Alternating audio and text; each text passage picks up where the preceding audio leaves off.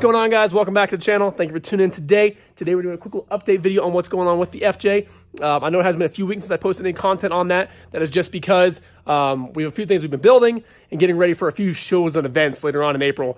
One, there's one we have coming up in Colorado Springs we're doing, and then at the end of the month, we have Toy Tech. So we're going to that one as well. And the new setup, see if I can adjust it. We are doing a whole new light setup on the FJ. So this is a new cage that I have built for 5 9-inch off-road lights. So we are going to be getting rid of the light bar on the front end. So stay tuned for all that. We're going to go ahead and Raptor line this guy today. So we're going to do a little time lapse of that. And then in a few days, we're going to go ahead and get everything else installed on the FJ. So stay tuned for all that. And thanks for watching.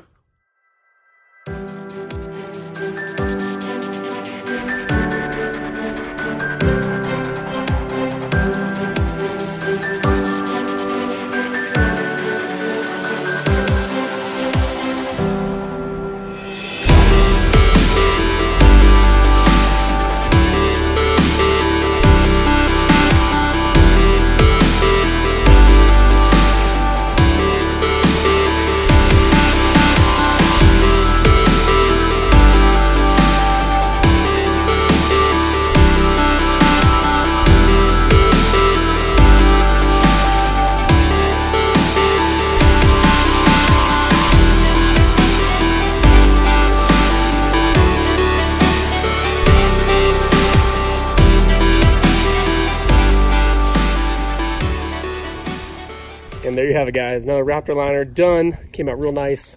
The grit should be very similar to the FJ. Ran right around the same PSI. Again, on mine, you want to have a constant flow of around 60 PSI for a finer grit. A constant PSI around 40 grit, or 40 PSI for a little bit thicker grit.